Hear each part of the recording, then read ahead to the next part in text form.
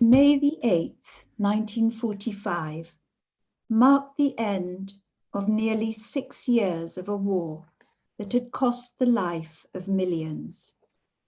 It had destroyed homes, families, and cities, and had brought huge suffering and privation to populations of entire countries. Victory in Europe brought relief from the tension of war and an initial exuberant sense of joy and gratitude among many. There were street parties and dancing in the streets. There was singing and the stringing up of bunting in every city and village. Hitler was dead, and his successor, Grand Admiral Karl Dönitz, negotiated an end to the war with the Allies. On May the 4th, a German delegation arrived at the headquarters of British Field Marshal Bernard Montgomery at Lüneburg Heath, east of Hamburg. There, Montgomery accepted the unconditional surrender of German forces in the Netherlands, Northwest Germany, and Denmark. On the 7th of May, at his headquarters in Reims, France, Supreme Allied Commander General Eisenhower accepted the unconditional surrender of all German forces. The document of surrender came into force the following day. For many, however, the war was not yet over. Victory in Japan was another few months away, and for those who had survived the Shoah, where were they to return to? Where could they live? And then there was the unimaginable waiting for news of relatives and friends. And fascism had not yet been defeated. Political violence, deportations, and persecution were to continue under the Stalinist regime beyond the end of the Second World War. Today, as we mark the 75th anniversary of VE Day, we call to mind the words of King George VI, spoken on VE Day in 1945. He said, "Let us remember those who will not come back. Let us remember the men in all the services and the women in all the services who have laid down their lives. We have come to the end of our tribulation, and they are not with us at the moment of our rejoicing." In this country and other parts of Europe, VE Day was a brief and joyous glimmer of hope before the toil took place of rebuilding decimated cities, strengthening economic confidence, and international trust and friendship. This morning, as we mark the anniversary in our service, it gives me pleasure to welcome 3 members of the LJS who remember the day themselves and who, in their own words, will share the experience of what it was like to live through those momentous years, and in particular the end of the Second World War in Europe. Joan Salter will begin and will be followed by Valerie Gaynor and then Joe Kessler. I would like to invite Joan to open her camera and unmute her microphone.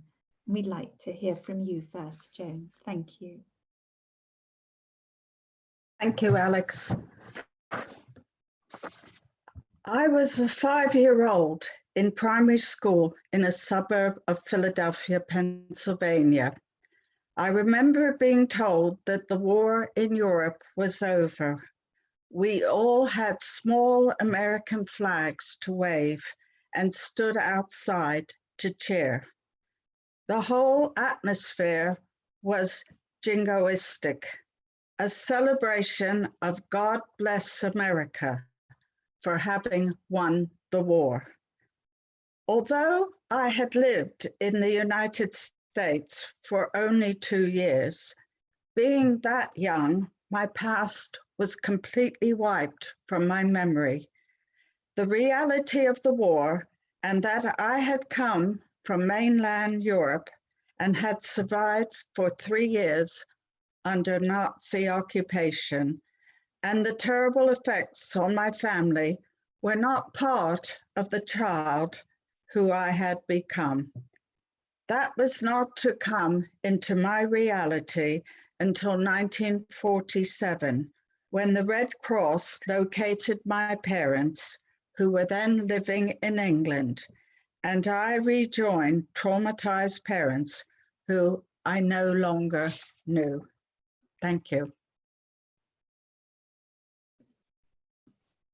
Thank you very much, Joan. Thank you for sharing those personal memories and the impact as well that it had on you.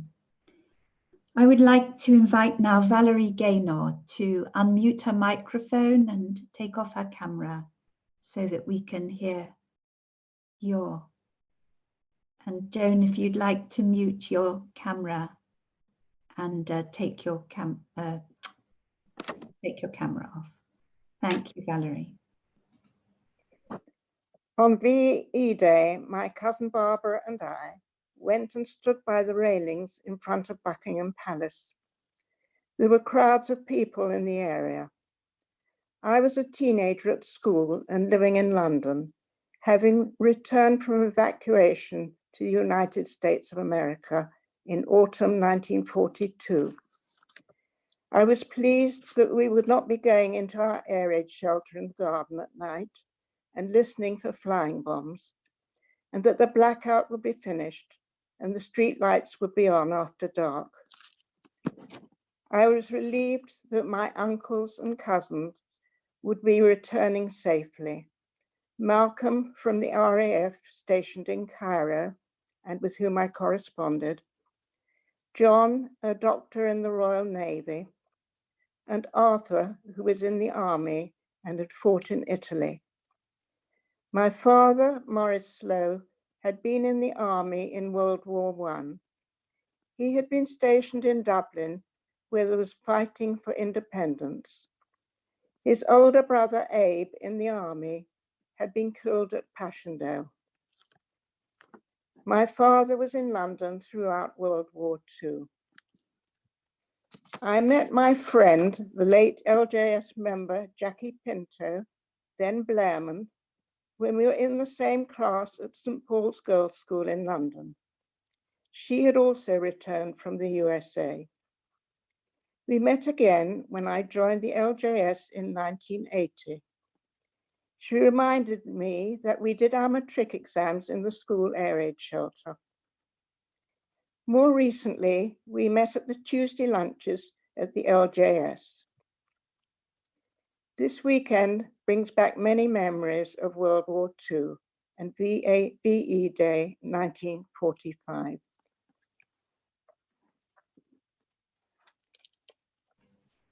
Thank you very much, Valerie, for sharing those memories, very poignantly so.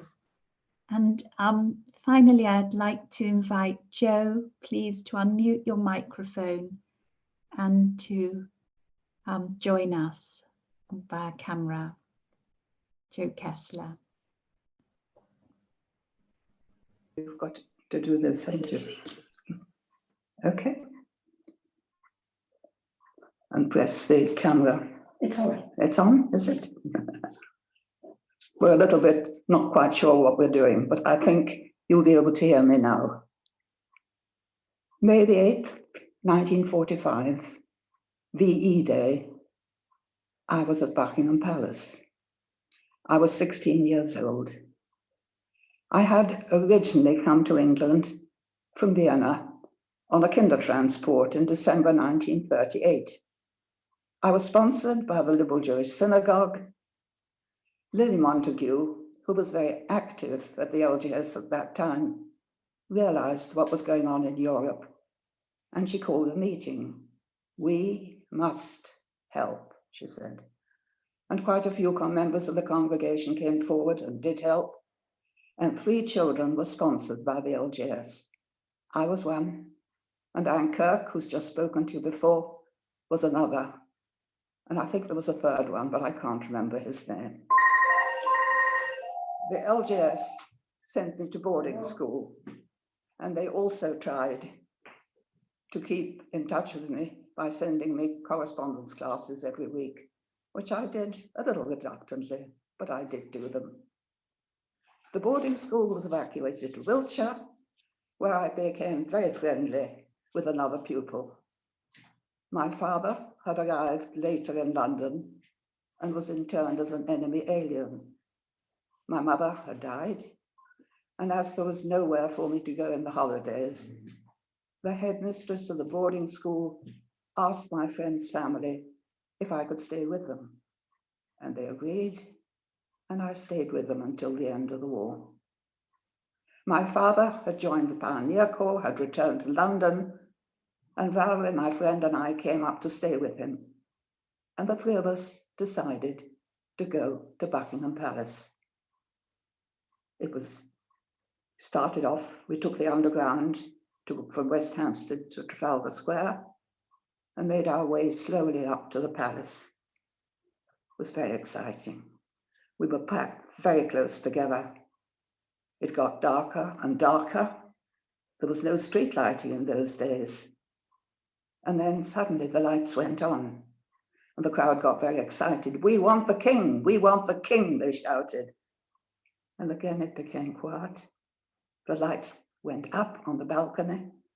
The doors opened and out came the king and queen and the two little princesses. And then the queen opened the door again and brought out Winston Churchill. And the crowd cheered and cheered and cheered. And the party waved and waved and waved. Several times they went inside, but the crowd cheered even louder. And again they came out. This procedure went on for quite some time. But finally the lights went out completely, and we all knew it had come to an end. The crowd turned, some to go back to the Mall, some in other directions. The police were there to keep control. There was no panic as we moved slowly on and on. It was pitch dark by that time, and I became separated from my father and my friend as I made my way back to Trafalgar Square.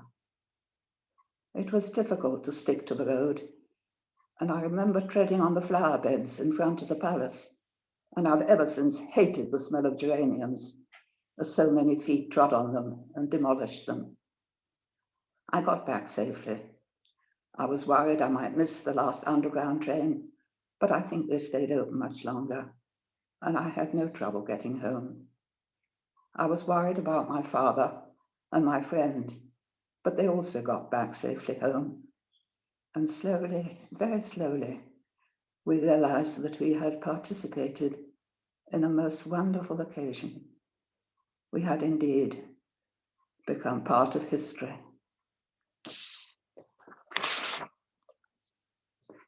Do I put leave? Joe, thank you so much.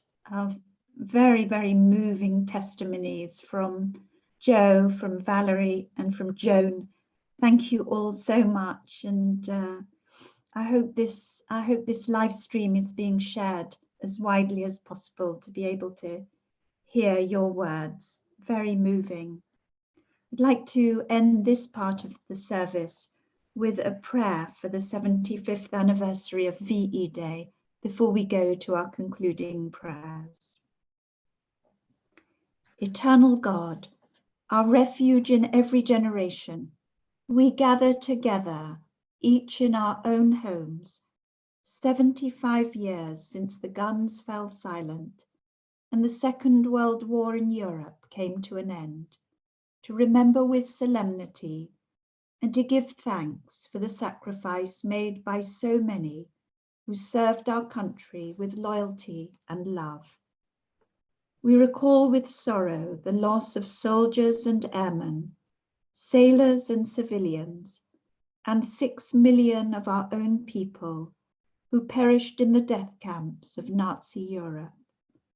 While their suffering and death bear witness to the iniquity of prejudice and discrimination, of conflict and war, the remembrance of innocent lives stands as a monument and everlasting name which shall not perish.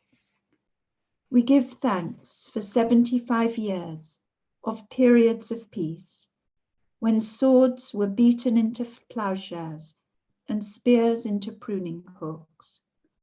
We remember the long and hard years of rebuilding this country, the peace building and reconciliation that has taken place over decades, and acknowledge the privileges of living in a society built on democratic values. We pledge ourselves to guard freedom and to make secure our world for future generations. We pledge ourselves to build a world of confidence and well-being, of human rights and peace. And in this time of fear and uncertainty, to acknowledge the oneness of humanity, to preserve the precious resources of our planet, and to establish between nations and individuals justice and truth, compassion and peace. Ken Yehi Ratzon. May this be God's will, and let us say, Amen.